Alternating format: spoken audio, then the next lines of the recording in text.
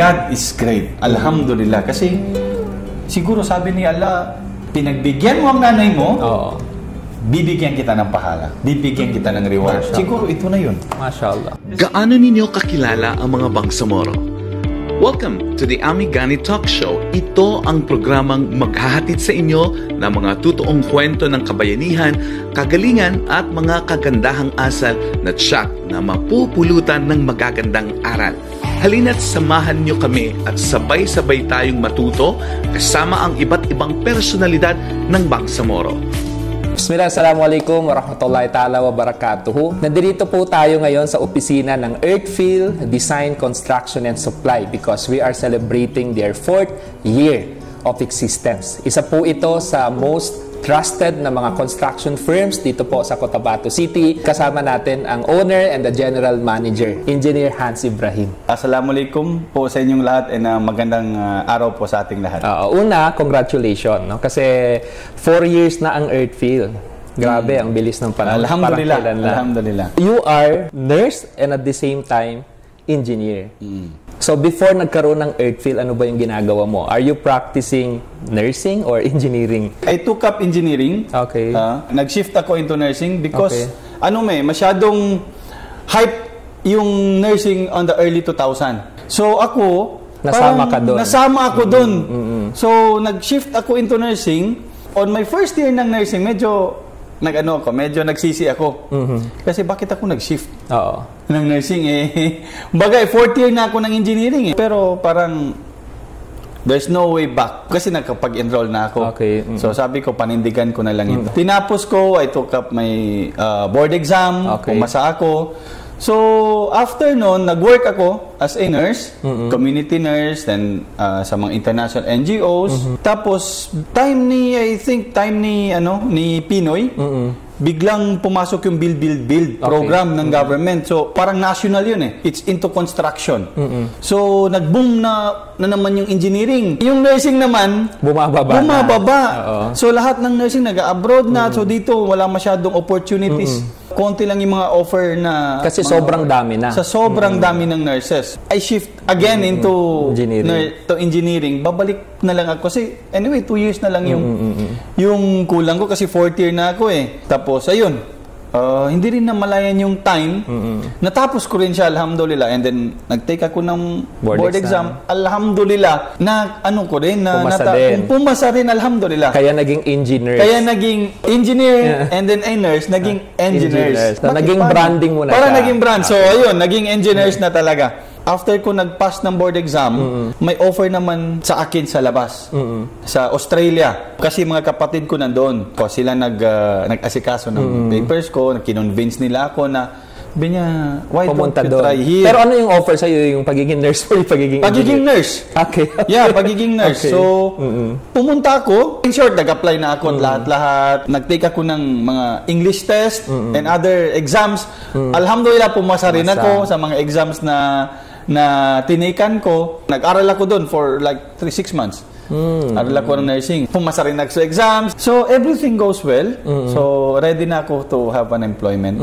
Siyempre, umuwi muna ako para asikasuhin na lahat ng document. One time, kinausap ako ni Ina. Tapos sabi niya, wag mo kong iwan. So parang pinigilan ka niya. Sabi niya, alam ko may opportunity sa iyo doon. Malaki yung pwedeng kitain doon. Pero dito ka lang. Yung sabi niya sa akin. Mahirap pag ganun, sobrang hirap. Hindi ko, okay, why Ina? Hindi na ako tutuloy. Pero that time single ka pa? Meron na. Meron na asawa. Siguro mga 4 years, 4 years, 5 years na kami may mga anak na. May isa na kaming anak. Kasi kasama kami. Kami magkasama sabay. Sa akin nakatira si Inay. Anyway, ang nanay po ni Engineer Hans ay si Mama Ping. Kapatid po siya ni Attorney Naj, yung unang episode natin dito sa show natin. Ikaw ba yung mas elder kay Attorney? Yes. Okay. Pero magkasunod kayo, hindi? I'm 2 years. Yeah, magkasunod kami. 2 years older ako kay Attorney Naj. Sige. Kaya siguro yung mga nakapanood nung first episode, medyo familiar na sa story ng life ni Mama Ping, kung paano niya ni-raised at tinaguyod etong mga 9 ba kayo magkakapatid? 8, 8. no? Yung 8 magkakapatid na wala yung tatay nila kasi maagang namayapa yung inyong tatay, right? So yun, no? Tuloy tayo sa kwento. So, ayun. Hindi ka tumuloy. Hindi ako tumuloy. Tama lang din kasi siguro tama yung mga transition ba? Kasi syempre, hindi na ako tumuloy. So, I was employed sa DPWH. Okay. Ilang taon ka na empleyado? 1 year. Isang taon lang. Tapos, nag-decide ka nang magtayo ng sarili And then, firm. I decide, What made you decide na sabi mo, gusto ko na lang mag-private? Yun naman talaga ang gusto ko. Siguro, nasa inline into business talaga ako. Parang gusto ko lang magkaroon ng isang firm na tututok doon sa mga private clients. Kasi parang may nagtanong sa akin minsan, gusto magpatayo ng bahay. Sino ma-recommend mo? Okay. Wala kang ma-recommend. Wala akong naisip. Okay. Kasi mga kakilala ko na mga contractor is more on government projects. School buildings, di ba? National highways, roads. Wala akong na-recommend. Pero doon napaisip ako. Doon nagbagting, parang opportunity. Na o nga, no? Why don't I try na magkaroon ng isang office, isang firm na magkikater doon sa mga private clients. Sabi nung kakilala ko, sabi niya, ay, hanap na tayo sa Davao. Yun yung nag-trigger. Yes. Na-trigger ako na, subukan ko kaya. How did you start then? Nasa maliit na office lang, bahay. Nag-start ako as a one-man team. Ikaw lang. Ako lang. Ako lang.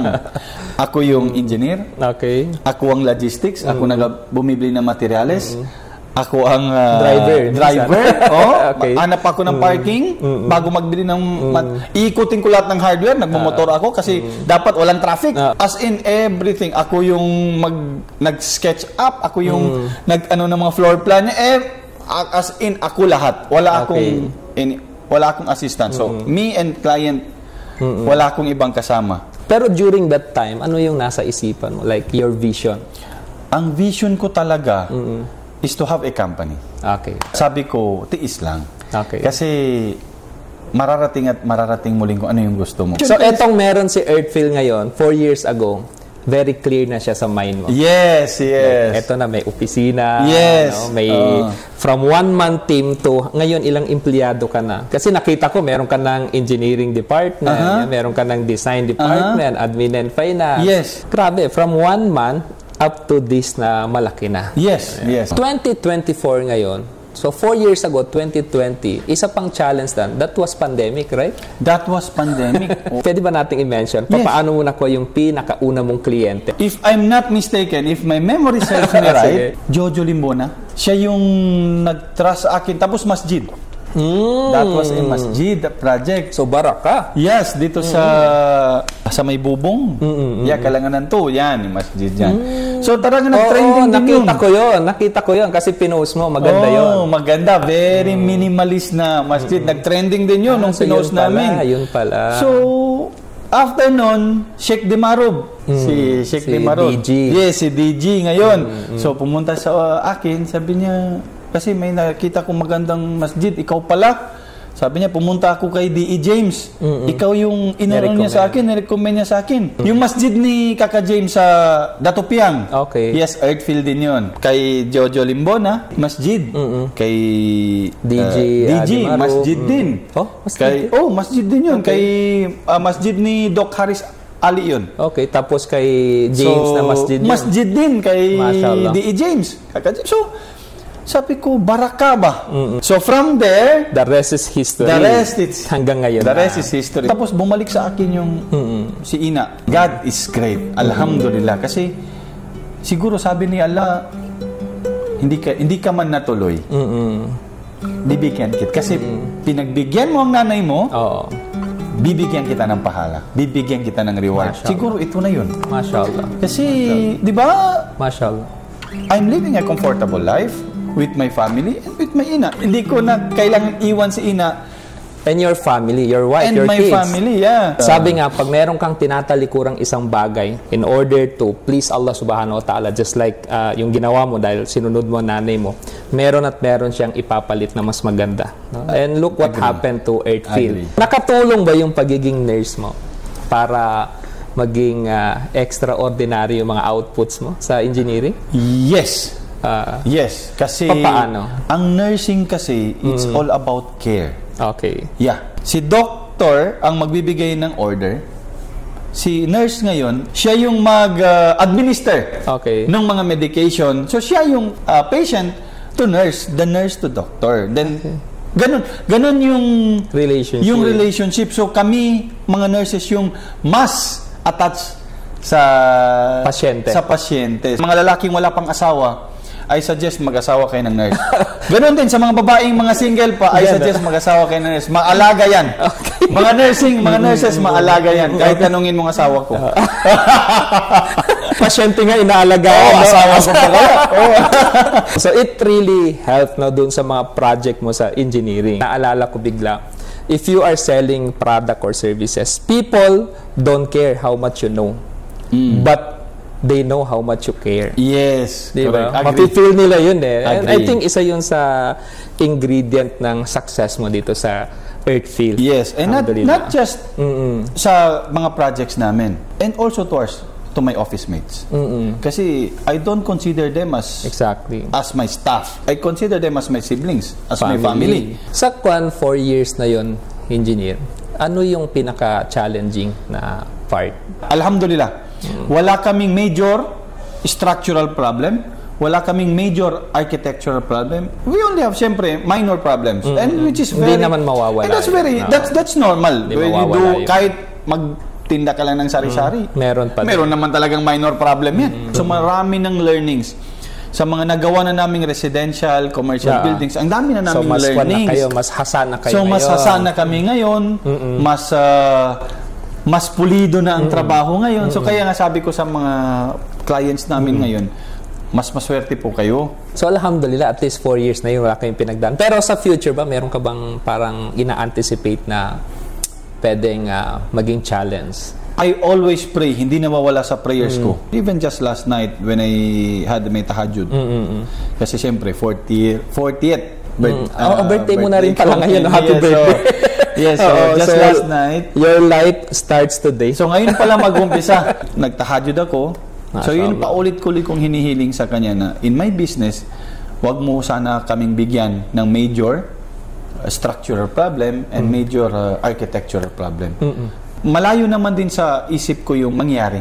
Kasi kahit na ganito yung projects namin, Brother Ami, na sabay-sabay, me personally natutukan ko lahat. Na-manage ko lahat. Kasi morning nasa site ako. Okay. Hands-on. Hands-on lahat. Kung hindi ko kayang ikutin ng Monday, pupuntahan ko ng Tuesday. Okay. Kung hindi, pupuntahan ko ng Wednesday. Babalikan ko ulit ng Thursday. Okay. Morning nasa site ako. Afternoon nasa office ako. Okay. Either way. Hindi pwedeng hindi ko mabisita ang project site sa isang week. Kailangan ko makita. If anyone na makakapanood nito that would like to avail your services, how can they reach Earthfield? Earthfield Design, Construction, and Supply. So we design. We do complete set of plan. So not necessarily na kayo yung magko-construct. Pwedeng design lang. Pwedeng design lang. Sabi ng client, meron na kaming, may pinsan kasi akong kontraktor. Okay. So gusto ko yung mga design ninyo, very minimalist, very elegant, very Pwedeng sa inyo yes, we do. Okay. Yung second is construction. Pag meron ka ng design, sabihin mo meron na akong design from architect, magpa-build na lang kami, magko-costing na lang kami doon sa design na nagawa. Okay. Pero may mga client kasi, ang sabi ng client, meron akong nakita sa Facebook, ito yung itsura, ito yung floor plan. Hindi siya. Kasi magkakaiba talaga. Magkakaibang dimension. Marami sa Google. Marami sa Google yan. Kala nila, yun na siya. So hindi. Kasi konting galaw mo lang dyan, yung 3 square meter, gawin mo, yung 3 meters, gawin mong 4 meters. Maapektuhan ng CR, maapektuhan ng sala, maapektuhan na lahat. Konting adjustment mo lang sa floor plan, parang halos uulitin mo So, pag naulit mo yung ground floor, it comes with second floor. Maulit mo na naman yung So, ganun siya kahirap. Pero pag meron ka ng complete set of plan, so, nagko-construct. We design, we build, and we design and build. Okay. Most of our projects, design and build. Package na. Yes. Kung package ka, so meron kaming parang discount na bibigay ko. And then, we supply. If you're looking for a standard quality materials, then you go to Earthfield. Okay. We can supply. Okay. We can supply materials. So, kahit saan doon, pwede rin na para less yung sakit ng ulo, package na lang. Yes. Pwede bang sa inyo na lahat na design, construction, and supplies? Ang problema kasi kung iba yung pinadesign mo, tapos iba ang pinabuild. Usually kasi si engineer at si architect medyo hindi nagkakaintindihan sa site. Lalo na pag hindi magkaibang team sila. Pag nandun na sa construction, minsan magreklamo si engineer bakit kasi ganito? Ba't walang poste dito? Kaya dapat sana may poste. Si architect kasi ayoko, pangit naman may poste dyan. Kaya nga ito ang design ko. So yun yung dynamics doon. Mas maganda yung package. Pag sa Earthfield is isang team na kasi kami lahat. Conceptualization pala ng plan, ng design, sa planning, kasama ng construction. Mas nakakamura ba, engineer, pag dumadaan ka sa construction firm? In the overall, total cost, mas makamura kapag dumaan ka sa construction firm. Oo. Bakit naman? Mag-charge kayo. Si Foreman, hindi nag-charge yan. Diretso, material. Unang-una, it's the quality. Oo. The quality of work. Halimbawa, sinabi ni Foreman, ma'am, 2 million yan. Hindi ka marami kaming client na pumunta sa amin, sabi niya, hindi natapos. Sabi kasi ni Foreman, 2 million lang. Lumampas na kami ng 2 million, nakabubong pa lang kami. Wala pa nga kaming, hindi pa nga na-finishing, hindi pa nga na-paint. Pangalawa, nakakatakot ang earthquake ngayon. Di ba? Unlike, ngayon, dami ng series of earthquakes nangyari. Yung pera mo, pinaghirapan mo, pero hindi ka kampante. Kaya usual yung nangyayari, engineer, is parang trial and error pag walang firm, di ba? Oo. Ay, lagay natin yung hagdan dito. Tapos nakita ng, di ba, sa atin may mga pamahiin tayo. Yes. Ba't nyo nilagay yung... Correct. Ba't nyo nilagay yung hagdan dyan? Hindi pwede. Lipat ka na naman, sisirain mo. Tapos yung CR. Uy, ba't ka naglagay ng CR dyan? Sisirain. Tama. No? Maraming nangyari ngayon. Ang dami-dami naming kliyente ganyan. So yung gustong mapamura, lalong napapamahal. Kasi hindi man pala dito maganda, maliit pala. Oo. Akala ko malaki, sirain natin ito. Kasi, nagsira ka na naman. Tapos yung output madalas, hindi yung nasa utak nila. Hindi. Expectation versus reality. Tapos the hassle. That's what you're paying us. Your peace of mind. Overall, comfort. Kasi very stressful ang construction. Very stressful from panday to materials. Lalo na yung mga construction workers, sakit sa ulo din yan. Sobra, babantayan mo araw-araw. So, yung stress mo ba worth it? Yun yung question tapos, na-stress ka na, hindi pa nasunod yung plano. Na-stress ka na, hindi man ganyan yung gusto kong bahay. Pero gumasto ka na ng millions. Meron kang worth 10 million, no? Brother Ami. Pag kay Foreman ka, gagasto ka ng 9.7 million. Kapag dito ka sa contractor, gagasto ka ng 10 million. 10 million. Yung difference niya, justified The peace of mind is really worth paying for sa mga construction firm. And given that, engineer, paano sila magko-contact sa Earthfield? You can message our page, Earthfield Design, Construction, and Supply. Okay. Meron kami doon contact number. Okay. Always open yun.